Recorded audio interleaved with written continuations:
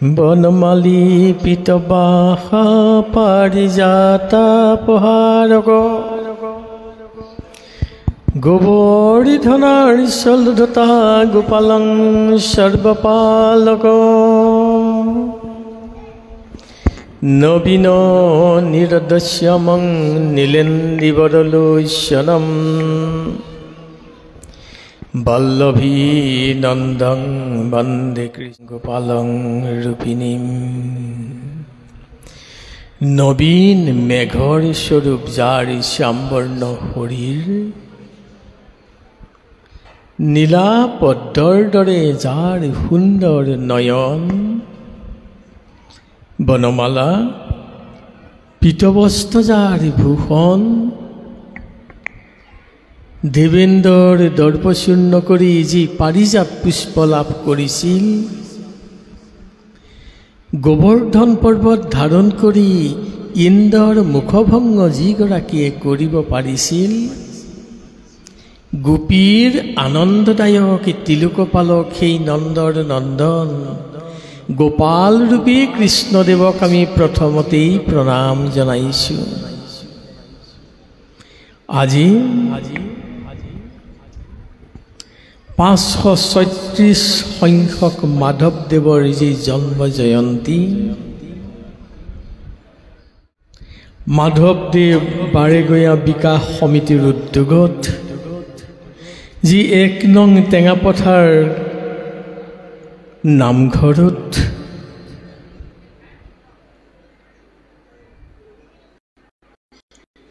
আয়োজন কৰিছে, এই অনুষ্ঠানত উপস্থিত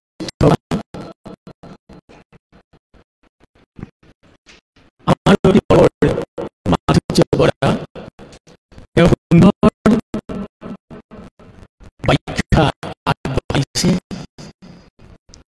সত্যদি যে এনে দয়ালু পুৰুষসকলৰ যদি আমি গুণ কীৰ্তন কৰিব পাৰোঁ, এনে মহৎ লোকক যদি আমি স্মৰণ কৰিব পাৰোঁ,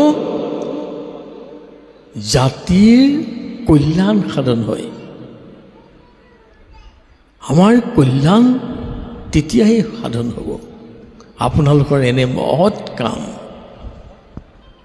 আপোনালোকে নাৰায়ণপুৰ অঞ্চলৰ যিটো এই মহৎ কাম কৰিছে, ই আমাৰ জাতিটোৰ কাৰণে সঁচাই আদৰ্শ।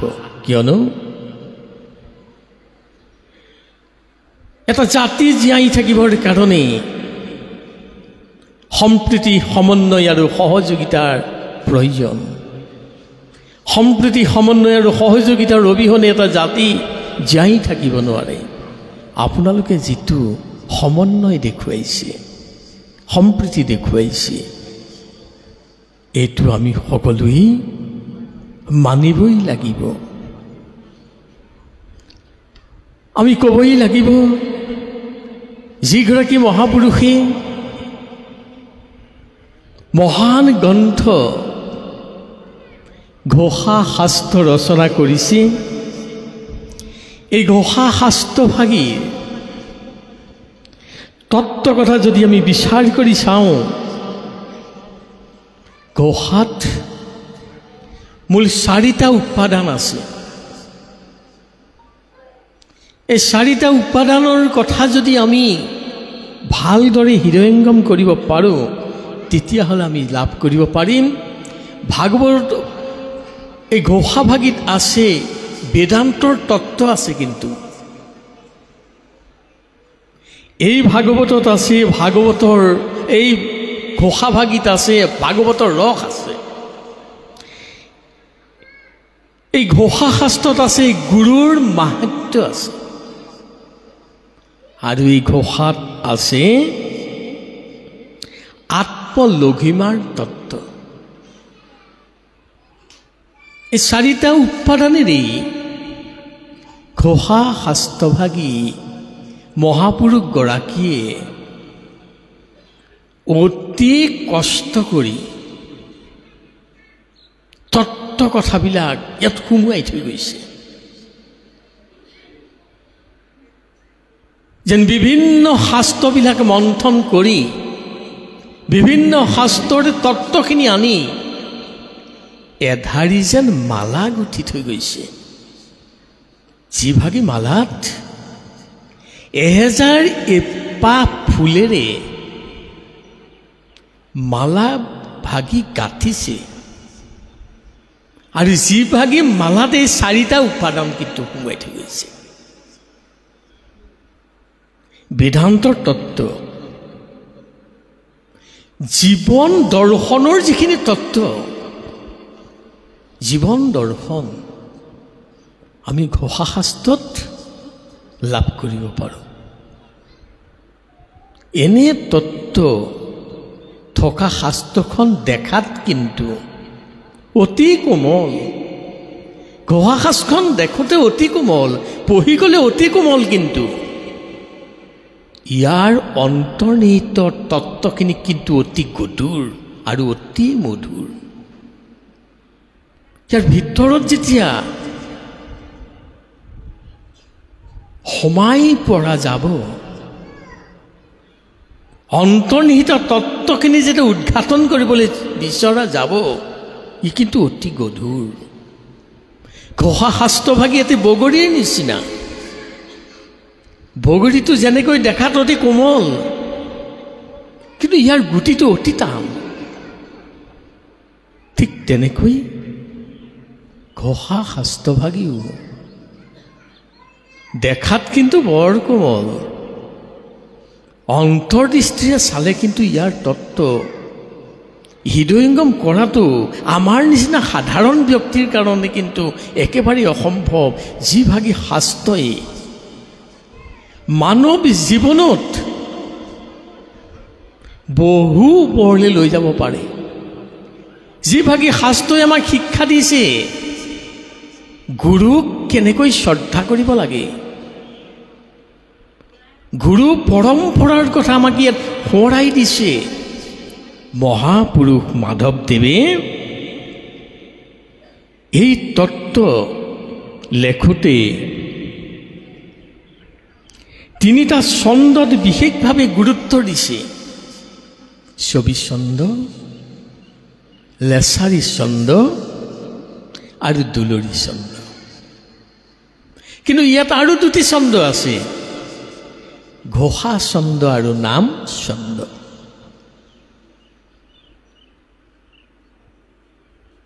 37টা পটল আছে। কি যে একে মধুৰ শাস্ত্ৰ। ইয়াৰ তত্ত্ব চাবলৈ গ'লে মৌ ৰসৰ নিচিনা, কিন্তু মৌচাক পাৰিবলৈ যিমান কঠিন, মৌ মাজৰ পৰা মৌ উলিয়াবৰ কাৰণে যিমান কঠিন, ঘোষা শাস্ত্ৰভাগী মন্থন কৰিবলৈ কিন্তু সিমান কঠিন। কিন্তু মন্থন কৰিব পাৰিলে ইয়াৰ যিটো অমৃত পাজ হ'ব, সঁচাকৈয়ে মানৱ জীৱনৰ কাৰণে ই অতি গুৰুত্বপূৰ্ণ শাস্ত্ৰ। নামঘোষা প্ৰধানকৈ বৈশিষ্ট্য হৈছে পুণ্য শ্লোক শংকৰ স্মৃতি। পুণ্য শ্লোক শংকৰ স্মৃতিৰ ওপৰত শংকৰদেৱক তেওঁ যি গুৰু মানি ল'লে, যে গুৰুৰ তত্ত্বখিনি তেওঁ হৃদয়ঙ্গম কৰিলে, গুৰু কৃপাহি কেৱলম, তেওঁ গুৰুক ঈশ্বৰ জ্ঞানে যিটো দেখুৱাইছে ঘোষা তত্ত্বত, আমি যদি এই কথাখিনি যদি হৃদয়ঙ্গম কৰিব পাৰোঁ, গুৰুক যদি আমি ঈশ্বৰ জ্ঞানে চাব পাৰিলোহেঁতেন, মানৱ জীৱনত কেতিয়াও অশান্তি নাহিলহেঁতেন। কিন্তু আমি অন্তৰ দৃষ্টিৰে ঘোষাভাগী অধ্যয়ন কৰিব পৰা নাই, ব্ৰাহিক দৃষ্টিৰে পঢ়িছোঁ। মুক্তিত নিস্পৃহা যিটো সেহি ভকতক নম, ৰসময় মাগু ভকতি, মুক্তিত অনিচ বুলি ক'লোঁ, কিন্তু ঘোষাত কি আছিলে?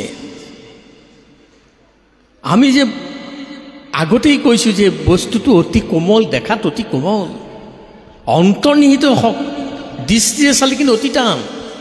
আমি শুনি আহিছোঁ, পৰম্পৰা গাই গৈছোঁ, মুক্তি তনিজ স্পৃহা যিটো, মুক্তিটো বুজিলোঁ, স্তনিজটো কি আছিলে বুজিলোঁ জানো কেতিয়াবা?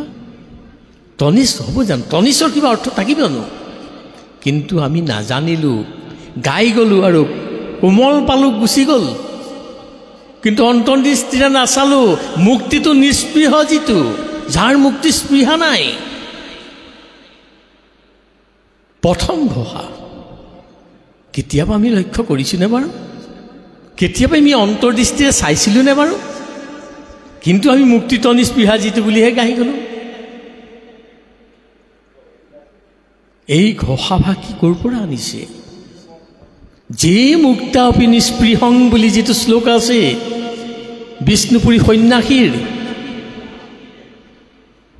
তাৰ পৰা আনিছে। কিমান তত্ত্ব কথা আছে, যাৰ মুক্তিত স্পৃহা নাই। সেই ভকতক, সেইজন ভকতক মই চিন্তা কৰোঁ, যাৰ মুক্তিটো স্পৃহা নাই। সেইজনে সঁচা ভকত। আমাক ঘোষা তত্ত্বই শিকাইছে। কিন্তু আমি বাহ্যিক দৃষ্টিত, মই আমাৰ উপযুক্ত ব্যাখ্যাকাৰে কৈ থৈ গৈছে, আমি বাহ্যিক দৃষ্টিত নিজেই একশৰণীয়া বুলি ঘোষণা কৰোঁ। কিন্তু সঁচা অৰ্থত নিজক প্ৰশ্ন কৰিছোঁনে? এক শৰণ মানে ঐকান্তিক শৰণ, কায় মনো বাক্য একত্ৰিত কৰি যিজনে শৰণ ল'ব পাৰিছে, সেইজন ঐকান্তিক শৰণ। এক কৃষ্ণৰ ওপৰত ধ্যান দি গুৰুৰ ওচৰত নিজক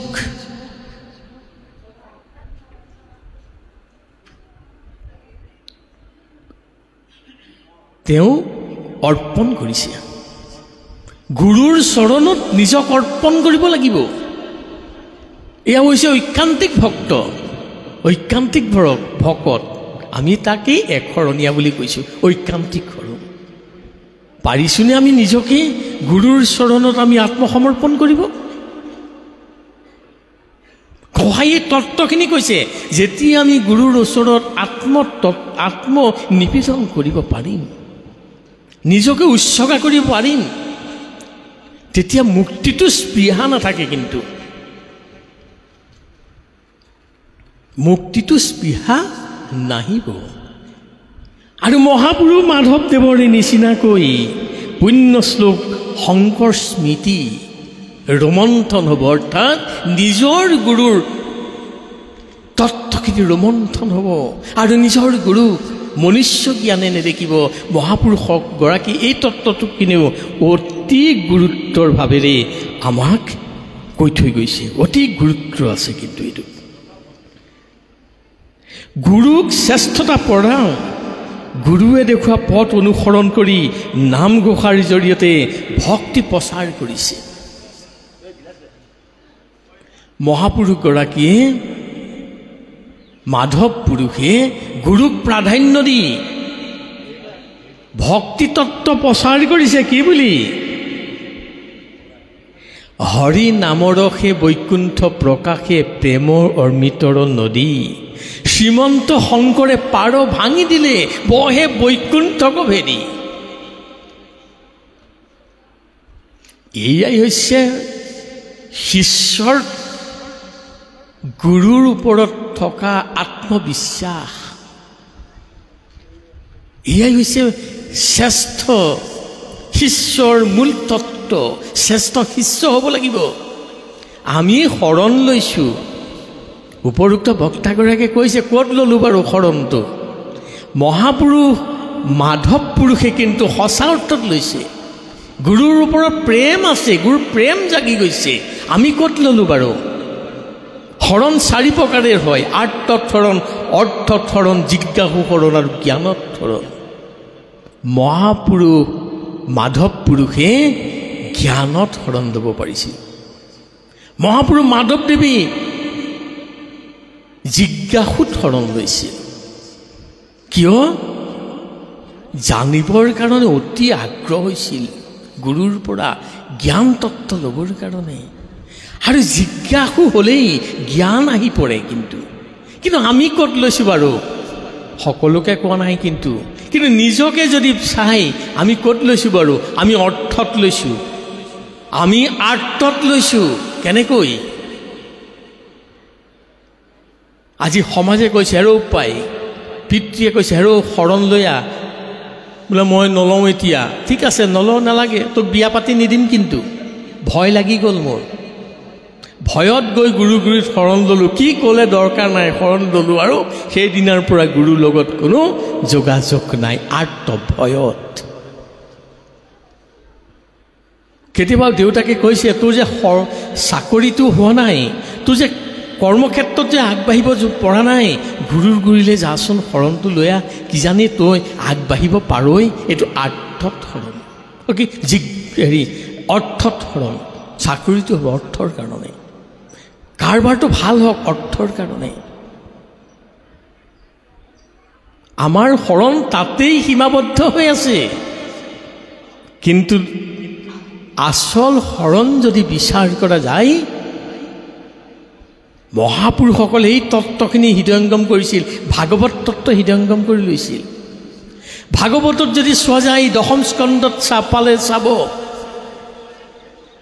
গোপীসকলে 4 শৰণ লৈছিলে। কিন্তু কৃষ্ণ যেতিয়া হেৰাই, কৃষ্ণক যেতিয়া পাইছিল, অহংকাৰত মত্ত হৈছিল। আমাৰো সমান ভাগ্যৱতী নাই, ভৈলন্ত অধীন যাদৱ ৰায়। অহংকাৰ আহিল, আমাৰ প্ৰেমত যাদৱ পৰি গ'ল। এই বুলি কোৱাৰ লগে লগে কৃষ্ণ যেতিয়া আঁতৰি গ'ল, কৃষ্ণক নোপোৱাৰ ভয়ত প্ৰথম শৰণ লৈছিল, দ্বিতীয়তে শৰণ লৈছিল একমাত্ৰ কৃষ্ণ নাম। কৃষ্ণইহে আমাৰ মূল ধন, সকলোটো অবস্তু কৃষ্ণহে বস্তু, এইটো অৰ্থত লৈছিল। তাতো যেতিয়া নাপালে, জানিবৰ কাৰণে বিচাৰি ফুৰিলে, বন উপবন বিচাৰি ফুৰিলে, এইটো যে জিজ্ঞাসুকৰণ। আৰু যেতিয়া নাপালে, তেওঁলোকে ভাবিলে কৃষ্ণৰ লীলাগুণ যদি কৰা হয়, তেতিয়াহে কৃষ্ণক পোৱা যদি জ্ঞানত ধৰণ। লাষ্টত জ্ঞানত ধৰণ লৈছিল। ঠিক মহাপুৰুষগৰাকীও, মাধৱ পুৰুষেও শংকৰদেৱক প্ৰথমতে কি কৰিছিল? যুক্তি তৰ্ক কৰি তেওঁৰ পৰা জানিবৰ কাৰণে জিজ্ঞাসু হৈছিল। আৰু যেতিয়া গোটেই তত্ত্বখিনি পাই গ'ল, তেতিয়া জ্ঞান উপজি গ'ল। এয়াই হৈছে তত্ত্ব। আৰু লগে লগে শংকৰদেৱৰ সমান নাই নাই নাই আমাৰো পৰম গুৰু। মাধৱদেৱে কৈছে মোৰ পৰম গুৰু শংকৰৰ সমান আৰু কোনো থাকিব নোৱাৰে। আমি কেতিয়াবা চিন্তা কৰিছে মোৰ পৰম গুৰু, মোৰ যিগৰাকী গুৰুত মই আশ্ৰয় লৈছোঁ, সেইগৰাকী মোৰ শ্ৰেষ্ঠ গুৰু বুলি আমি কেতিয়াবা স্বীকাৰ কৰিব পাৰিছোনে? আমাৰ শৰণৰ তাৎপৰ্যটো কিমানত আছে বাৰু? যিগৰাকী মহাপুৰুষ মাধৱ পুৰুষে কৈছে তাহান্ত বিনাই নাই নাই আমাৰো পৰম গুৰু, কিন্তু তাকেই লৈ আমি গাই আছো কি তাহান্ত বিনাই নাই নাই আমাৰো পৰম গুৰু। মুখেৰে গালে নহ'ব, তত্ত্বটো হৃদয়ংগম কৰিব পাৰিব লাগিব। তত্ত্ব যেতিয়ালৈকে নাহিব তেতিয়ালৈকে কিন্তু মই কৈছোঁ ন, ঘোষা তত্ত্বখন দেখাত অতি কোমল, ভিতৰত সোমাই যদি অধ্যয়ন কৰা যায় ই অধিক টান। কিন্তু সেইকাৰণে আমি এই তত্ত্বখিনি আমি ভালদৰে জানিব লাগিব। ইয়াৰ ভক্তি তত্ত্বখিনি হৃদয়ংগম কৰিব লাগিব। ভক্তি তত্ত্বৰ কথাখিনি কিন্তু খুব বৰ সুন্দৰভাৱে দি থৈছে। ভাগৱতৰ ৰসখিনি আছে ইয়াতে, তত্ত্বখিনি ৰসখিনি আছে। আমি ভাগৱতৰ ৰসখিনি ইয়াতেই পাই যাওঁ, কিন্তু ভালদৰে অধ্যয়ন কৰিব লাগিব। জীৱন দৰ্শন আমি লাভ কৰিব পাৰোঁ, জীৱন দৰ্শন পাব পাৰোঁ। আত্মলঘিমাৰ তত্ত্ব আমি লাভ কৰিব পাৰোঁ। আৰু মহাপুৰুষ মাধৱ পুৰুষে সেই সময়ৰ সমাজখনৰ ওপৰত গুৰুত্ব দি সমাজখনক চাবলৈ গৈ সমাজখনক শুদ্ধ পথ দেখুৱাবৰ কাৰণে, শুদ্ধ দিশ দৰ্শন কৰিবৰ কাৰণে কৈছে আমি সেই তত্ত্বখিনি যদি আমি হৃদয়ঙ্গম কৰিব পাৰোঁ তেতিয়াহে হ'ব। কি বুলি কৈছে মহাপুৰুষ মাধৱদেৱে? অবিৰক্ত ভকতৰ বেদলংঘী বাৰ দোষ জানিবা ইহাক নিশ্চয় পৰম বিৰক্ত যিটো কৃষ্ণৰ ভকত ভৈলা আৰু একো নাহিকে নিৰ্ণয়।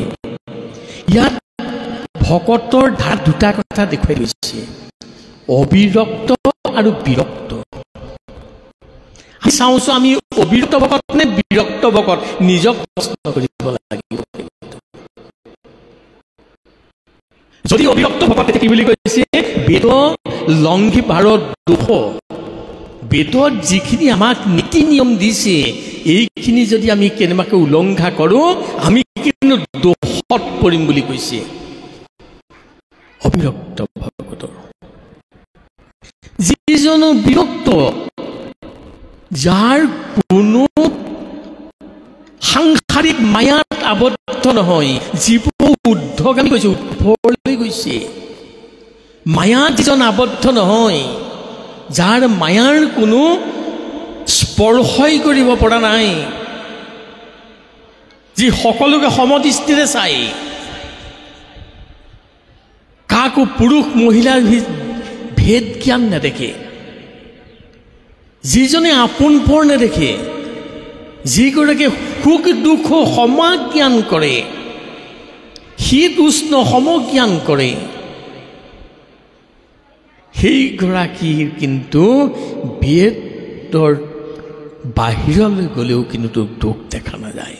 যদি আমি সাংসাৰিক মানুহ মায়াৰ মাজতে আবদ্ধ হৈ গৃহ সংসাৰ পাতিছোঁ যিসকলে, সেইসকলে যদি বেদৰ উলংঘা কৰিছে তেতিয়াহ'লে কিন্তু দুখ হ'ব বুলি সেই সময়তেই সেই লোকসকলক কথাটো কৈ গৈছিলে। আজিও আমি সেই কথা চিন্তা কৰিব পাৰিব লাগিব। বিৰক্ত ভকতজনে এটা কথাই ভাবে যে আচল বস্তু হৈছে পৰম ব্ৰহ্ম। এই সংসাৰত যিমান বস্তু দেখা হৈছে এইবিলাক সকলো অবস্তু, কিন্তু সাংসাৰিক মায়াৰ মাজত থকা লোকসকলে আমাৰ কাৰণে সংসাৰৰ বিলাককে আমি বস্তু বুলি ভাবিছো।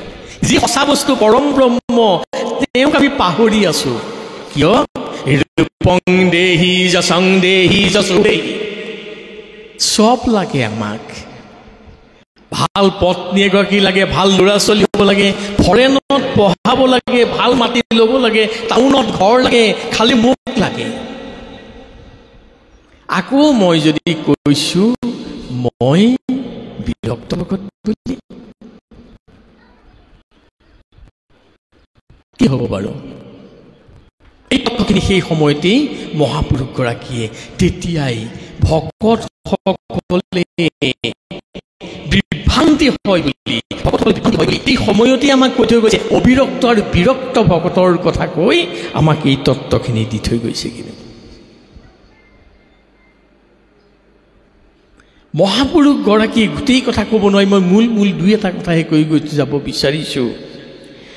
ভক্তিক শ্ৰেষ্ঠতাৰ কথা কিন্তু ঘোষা শাস্ত্ৰত বৰ সুন্দৰকৈ লিখিছে। ভক্তি যে সকলোতকৈ সাৰ বস্তু যে ভক্তি, গীত ভাগৱতত আছে, ভক্তি তত্ত্ব ভাগৱতত আছে। আৰু ৰাজা পৰীক্ষিতে যেতিয়া শুকমুনিক প্ৰশ্ন কৰিছিল, এই তত্ত্বটো কৰিছিল, নৈমিষাৰণ্যত যেতিয়া সূতক যেতিয়া সৌনককে আদি কৰি সহস্ৰ ঋষি মণ্ডলীয়ে যেতিয়া প্ৰশ্ন কৰিছিল, হে মুনিবৰ সকলো শাস্ত্ৰৰ সাৰ তত্ত্ব কি? তেতিয়া সূতে কৈছিল, হে ঋষি সমাজ, সকলো শাস্ত্ৰৰ সাৰ তত্ত্ব হৈছে ভক্তি। যিমান শাস্ত্ৰ চাব সকলো মূল তত্ত্ব যদি বিচাৰ কৰা যায়, এটি ঘোষা যদি আমি ভালদৰে অধ্যয়ন কৰিবলৈ বিচাৰোঁ তেতিয়া তাত এটা বস্তু আমি মূল হিচাপে পাম, সেয়াই হৈছে ভক্তি। ভক্তিৰ অবিহনে কোনো তত্ত্ব কেতিয়াও হ'ব নোৱাৰে। আৰু এই ভক্তিৰ কথা ক'বলৈ গৈ মহাপুৰুষ মাধৱগৰাকীয়ে কি বুলি কৈছে যে ঈশ্বৰ যিহেতু নিগুণ আৰু নিৰাকাৰ, নিগুণ নিৰাকাৰ ঈশ্বৰক মনত জাগৃত কৰিবৰ কাৰণে, ঈশ্বৰ তত্ত্ব হৃদয়ত জাগৃত কৰিবৰ কাৰণে ভক্তিৰ মাধ্যম ল'বই লাগিব। কাৰণ যিহেতু কৃষ্ণ নিৰাকাৰ, ভগৱন্ত নিৰাকাৰ, ঈশ্বৰ নিৰাকাৰ বুলি কৈছে, এটা অন্তমূৰ্তি শূন্য, কেনমতে চিন্তি বহা ৰাম বুলি শুদ্ধ কৰা মন। এই ৰাম বুলি শুদ্ধ কৰিবলৈ যাওঁতে কিন্তু ভক্তি লাগিব। আৰু ৰাম বুলি শুদ্ধ কৰিবলৈ যাওঁতে কিন্তু কি কৰিব লাগিব? নিৰাকাৰ চিন্তা কৰিবলৈ যাওঁতে সাকাৰৰ মাধ্যমেদি যাব লাগিব। ভক্তিটো আহিব লাগিব। ভক্তি অহাৰ পিছত যেতিয়া ভক্তি মাতৃ যদি হৃদয়ত যেতিয়া বহিব, ভক্তি মাতৃক যেতিয়া আমি পাম, ঘোষাখাচত ভক্তি অধিক তত্ত্ব কথা কৈ থৈ গৈছে। কেনেকৈ পাম? আমি যদি বাহ্যিক দৃষ্টিত যদি আমি ইয়াৰ তত্ত্ব যদি বিচাৰ কৰা যায়, তেতিয়াহ'লে আমি পাম আমাৰ মাতৃ যেনেকৈ 10 মাহ 10 দিন গৰ্ভত ধাৰণ কৰি জন্ম দিলে, আৰু মাতৃৰ দুটি স্তন পান কৰি আমি ডাঙৰ দীঘল হ'লোঁ।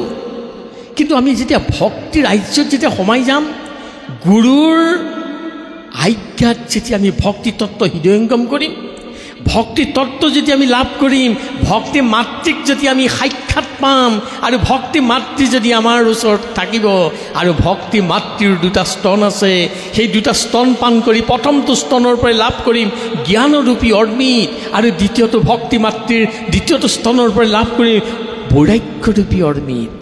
আৰু লগে লগে ঈশ্বৰমুখী চিন্তাই আমাক ঠাই দি দিব। সেইকাৰণে ঘোষা শাস্ত্ৰত অধিক ভক্তিৰ তত্ত্বখিনি দিয়া আছে, কিন্তু অধিক ভক্তিৰ কথা আছে।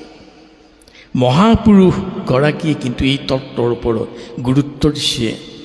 আৰু সেইকাৰণে এই ঘোষা শাস্ত্ৰত 700ৰো অধিক ঘোষা বিভিন্ন শাস্ত্ৰৰ পৰা আনি ইয়াত খোদিত কৰিছে। 300 মান ঘোষা ভিতৰত মহাপুৰুষগৰাকীৰ নিজস্ব সৃষ্টি, যেনে শ্ৰীমন্ত শংকৰ হৰি ভকতৰ জানা যেন কল্পতৰু তাহান্ত বিনাই নাই নাই আমাৰ পৰম গুৰু। এইটো নিজৰ সৃষ্টি, মানে গুৰুক প্ৰাধান্য দিবলৈ গৈছে। পুণ্য শ্লোক শংকৰদেৱক প্ৰাধান্য দিবলৈ গৈ নিজেই লেখা এইটো তত্ত্ব।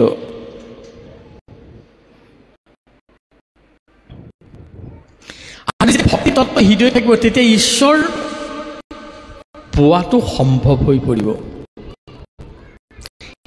এনে ভক্তিভাৱ হ'বৰ কাৰণে